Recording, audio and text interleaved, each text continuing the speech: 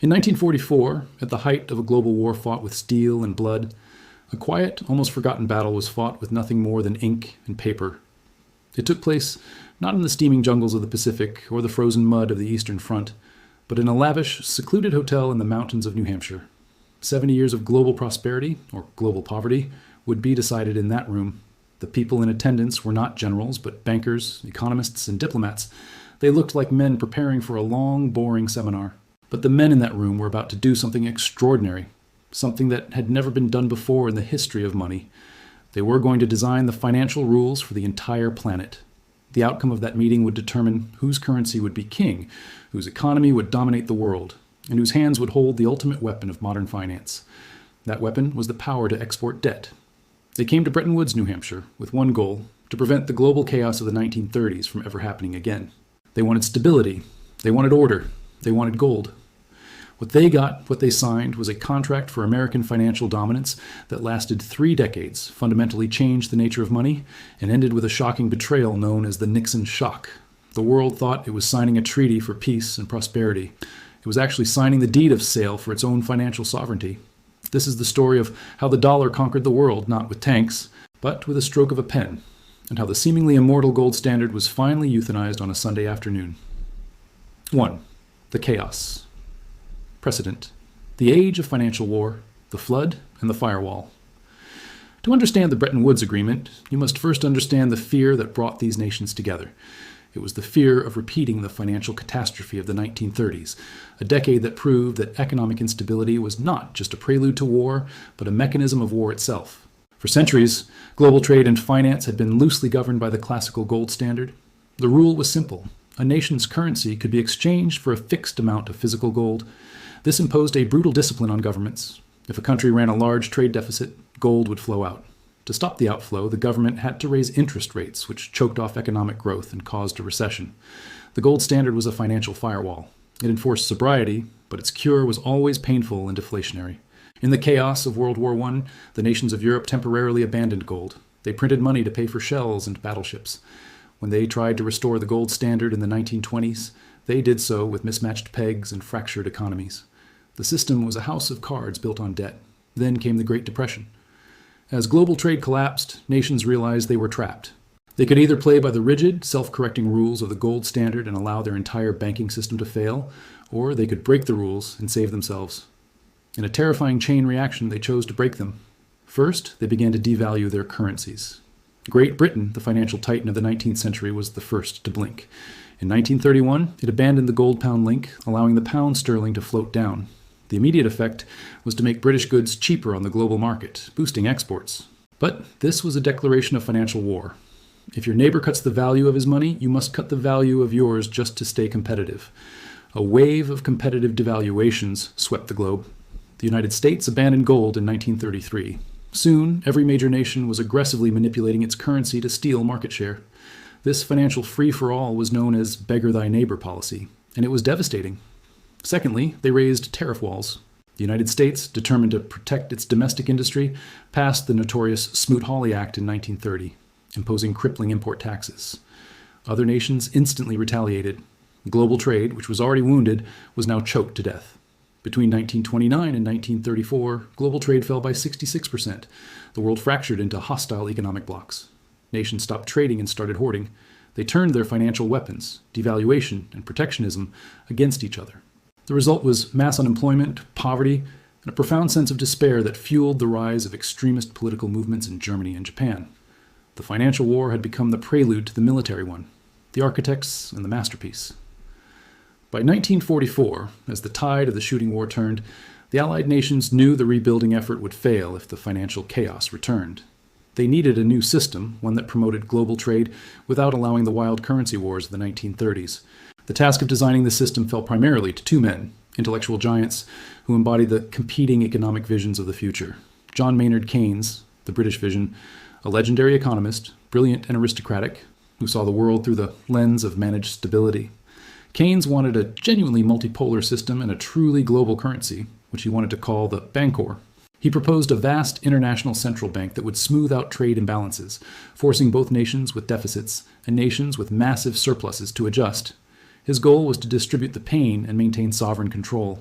Harry Dexter White, the American Vision, the chief international economist for the U.S. Treasury, a brilliant, intense workaholic, and later controversially accused of Soviet ties, a detail that adds a layer of dramatic irony. White saw the world through the lens of American dominance. He was determined to build a system that cemented the United States, which held 80% of the world's gold, as the undisputed financial center. He opposed Keynes's Bancor, viewing it as a scheme to allow bankrupt European nations to draw on America's wealth. In July 1944, delegates from 44 Allied nations met at the Mount Washington Hotel in Bretton Woods. The atmosphere was a clash of desperation and ambition. The European nations, led by a desperate, financially exhausted Britain, were there to beg. The United States, untouched by bombs and holding the world's wealth, was there to dictate terms. The conference was, fundamentally, a foreclosure proceeding. The coronation of the dollar White's vision triumphed. The key mechanism of the new financial order, known as the Bretton Woods system, was a compromise that gave the world stability at the cost of financial subordination to the United States. It contained three core pillars: the new gold standard, the peg. The gold standard was not abolished, it was privatized. Only one currency, the U.S. dollar, would be convertible into gold. The U.S. Treasury promised to exchange 1 ounce of gold for $35. The dollar standard, the anchor. Every other major world currency, the pound, the franc, the mark, the yen, was then pegged to the U.S. dollar at a fixed rate. Currency values could only fluctuate in a narrow band. The institutions, the enforcers. To oversee the system, two major institutions were created: the International Monetary Fund, IMF, designed to provide short-term loans to nations facing temporary balance of payments issues, and the International Bank for Reconstruction and Development, IBRD, later the World Bank, designed to finance long-term development projects. The effect was immediate and systematic. The system created a U.S. dollar hegemony. Since all currencies were pegged to the dollar, and the dollar was the only one backed by gold, the dollar became the world's reserve currency. It was the anchor. It was the medium of global trade. The world now operated on a principle later described as the dollar is as good as gold. Keynes, defeated and seeing the writing on the wall, called the new arrangement a financial Munich. But the nations had no choice. Europe was in ruins, their treasuries were empty, and American cash was the only thing that could prevent mass starvation. They signed the contract. The U.S. dollar had officially been crowned the king of global finance, but the crown came with a terrible hidden flaw that would ultimately lead to the system's violent collapse. 2.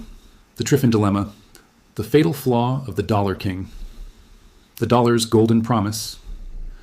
For the first 15 years, the Bretton Woods system was hailed as a masterpiece. It ushered in the golden age of capitalism, characterized by booming global trade, low inflation, and rapid reconstruction. Global production exploded. Japan and West Germany rebuilt their industrial power, and the United States became the undisputed economic superpower, exporting everything from bulldozers to Hollywood films. But the success of the system contained its own mechanism of destruction. The fatal flaw was built into the very design dictated by Harry Dexter White. The U.S. dollar, by being the world's reserve currency, was needed everywhere. International contracts for oil, ships, wheat, and machinery were denominated in dollars. Every central bank needed massive dollar holdings to conduct trade, intervene in currency markets, and settle global accounts. The only way for the U.S. to supply the world with the dollars it demanded was to run a deficit in its own balance of payments. In simple terms, the U.S. had to send out more dollars by buying foreign goods, investing abroad, and maintaining military bases than it took in. The world needed U.S. dollars. The U.S. was compelled to export dollars, and by extension, to export debt. This inherent contradiction was first described by the economist Robert Triffin in 1960. It became known as the Triffin Dilemma. Triffin explained the dollar's predicament. To maintain confidence in the dollar as being as good as gold, the U.S. Treasury must keep its gold reserves strong relative to the number of dollars held by foreigners. To supply the world with enough dollars to facilitate global trade, the U.S. must run increasing external deficits, meaning more and more dollars would pile up in foreign central banks. These two requirements were mutually exclusive. The more dollars the U.S. exported, the less confidence foreigners would have in the U.S. promise to exchange those dollars for gold at $35 an ounce. Triffin predicted that the U.S. would eventually be forced to choose between its role as the stable anchor of the global financial system and its own domestic economic health. Eventually, the promise to pay gold for dollars would become unbelievable. The cost of empire. By the mid-1960s, the Triffin Dilemma was no longer an academic theory. It was a breaching dam. The primary cause was the cost of American empire. Two massive concurrent spending programs were flooding the world with dollars while depleting U.S. gold reserves. Guns, the Vietnam War. President Lyndon B. Johnson dramatically escalated the war in Vietnam. This required massive military spending overseas, paid for in U.S. dollars. The dollars flowed out and piled up in the central banks of U.S. allies like Japan and Germany. Butter the Great Society. At the same time, Johnson launched his ambitious domestic program, the Great Society, funding massive initiatives in welfare, education, and healthcare. LBJ famously chose guns and butter, trying to fund both the war abroad and the welfare state at home without raising taxes to pay for them. The U.S. turned to its only easy option, the printing press. It began to run massive fiscal deficits, fueling inflation at home and flooding the international system with dollars that were not backed by new production. The gold reserves were the first victim.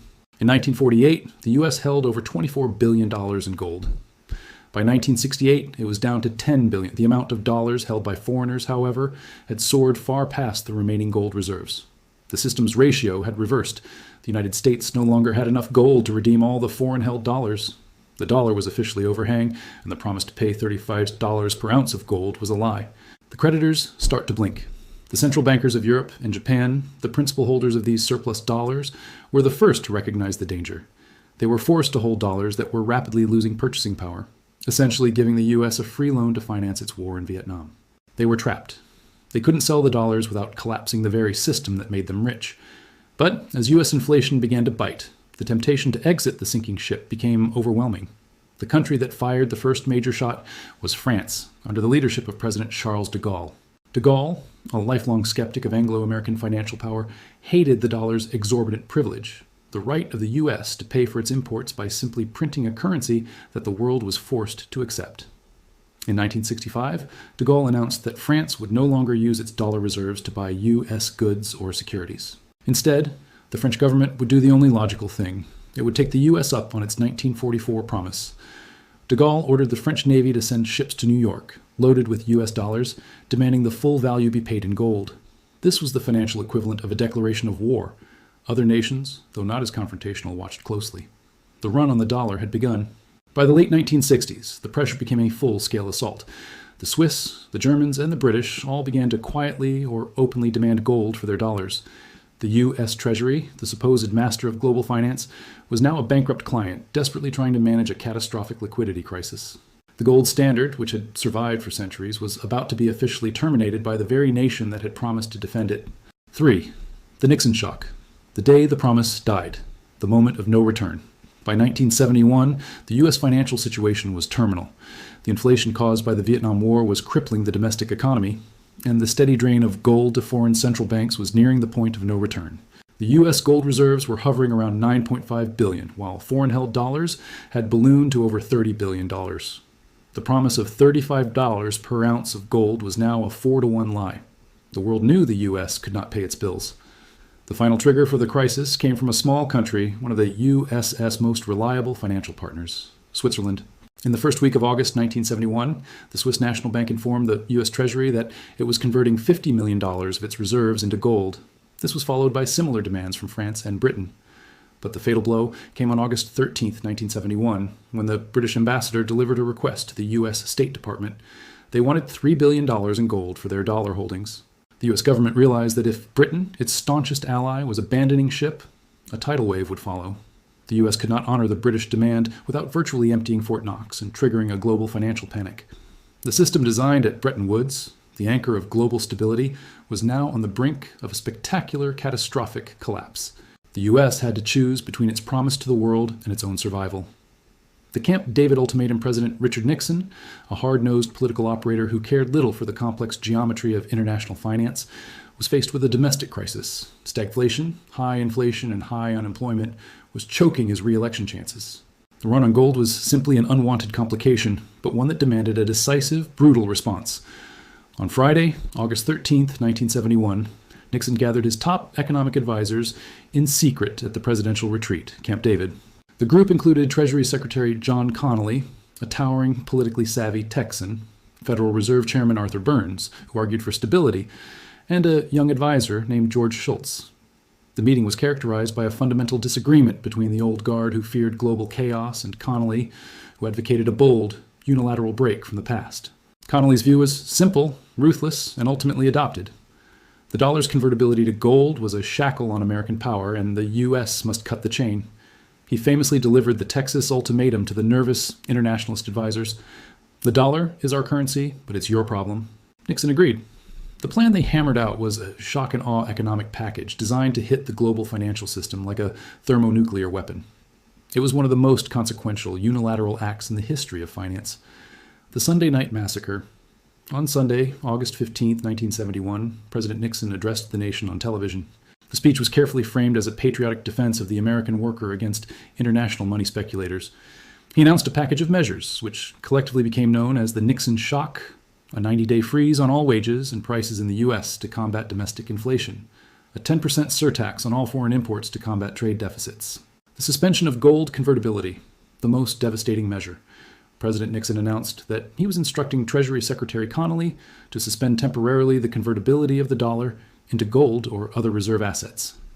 The word temporarily was the ultimate piece of strategic deception. The suspension was permanent. The promise made at Bretton Woods in 1944 was broken. The gold standard died on that Sunday night. The U.S. dollar was now a fiat currency, a currency backed not by gold, but solely by the full faith and credit of the U.S. government and the implicit threat of the U.S. military. The world economy was instantly plunged into chaos. When markets opened on Monday morning, currency trading effectively halted. Central banks were stunned. The fixed exchange rate system, the anchor of Bretton Woods, instantly became obsolete.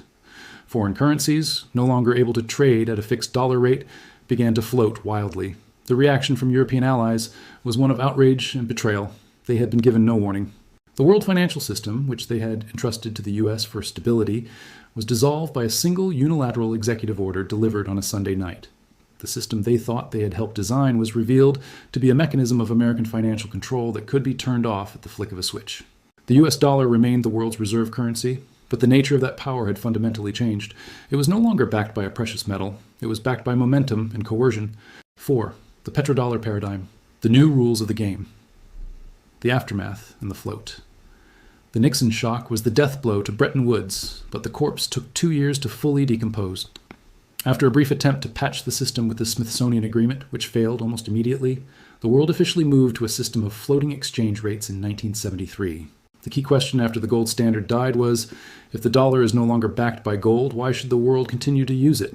The U.S. had cut the gold tether, but the world was still tied to the dollar. The answer lies in inertia and oil. The dollar's continued reign was secured by 2 new foundational pillars: the exorbitant privilege, reborn. The world's banking, invoicing, and contract systems were all engineered around the dollar. This infrastructure created massive inertia. Switching to another currency, the German mark, the Japanese yen, would have been an economic nightmare of global proportions. The financial system was trapped in the dollar matrix. The petrodollar system, the new anchor. This was the masterstroke of American financial diplomacy, quietly establishing a new mandatory demand for the dollar that replaced the demand for gold. The deal in the desert. The world runs on oil, and oil is produced primarily by the nations of the Middle East, particularly Saudi Arabia, the undisputed leader of the Organization of the Petroleum Exporting Countries, OPEC.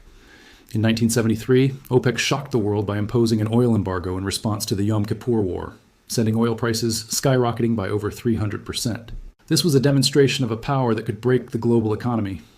In the aftermath of the embargo, the U.S., still reeling from the Nixon shock, initiated a series of high-stakes secret negotiations with Saudi Arabia. The primary negotiator was, once again, Henry Kissinger, Nixon's diplomatic maestro. The deal was simple, two-sided, and devastatingly effective. Saudi Arabia. As promised, the Saudi government would agree to price all of its oil exports exclusively in U.S. dollars. Furthermore, the massive dollar surpluses, petrodollars, generated from these sales would be recycled into U.S. Treasury securities and banks. The U.S. promise. The U.S. would provide the Saudi royal family with unwavering military protection and security guarantees, ensuring the survival of their regime. This agreement, finalized around 1974, created the petrodollar system. The new financial rule of the world was not, the dollar is as good as gold. It was, if you want to buy oil, which every nation needs to power its economy, you must first buy U.S. dollars. The mandatory global demand for the U.S. dollar was now linked directly to the mandatory global demand for energy. The U.S. had successfully externalized its currency's backing, replacing a finite metal in Fort Knox with a finite commodity in the Arabian desert. The exorbitant privilege squared. The petrodollar system allowed the U.S. to cement the exorbitant privilege into the 21st century. Perpetual demand. Because the world constantly needed oil, central banks And energy consumers had to maintain a constant high demand for dollars, keeping the dollar's value artificially high. Exported debt. The billions in petrodollars recycled into U.S. treasuries provided the U.S. government with a bottomless source of cheap, foreign-funded loans. The U.S. could continue to run massive trade deficits, buying foreign goods with printed dollars, because those dollars would simply be used to buy American debt, funding the very deficits that created them. The U.S. was essentially printing money to buy foreign goods and then getting that money back as a loan. This was the ultimate ability to export debt. The fiscal decisions of the U.S. government, tax cuts, wars, domestic spending, were no longer constrained by the painful discipline of the gold standard. They were funded by the mandatory purchase of oil in dollars by every nation on earth. The legacy? Sovereignty and solvency. The story of Bretton Woods is the ultimate lesson in modern financial sovereignty. The world wanted stability, and the U.S. provided it, but at a non-negotiable price: the surrender of monetary autonomy. The Bretton Woods system died in 1971, not with a treaty or a negotiation, but with a unilateral televised shock. The gold standard was murdered by the very nation that promised to protect it, because that nation could no longer afford the constraints of the promise. The system was replaced by a more cunning, resilient, and ruthless paradigm: the petrodollar system. Today, the challenges facing the U.S. dollar come from the very countries that the petrodollar paradigm was designed to control.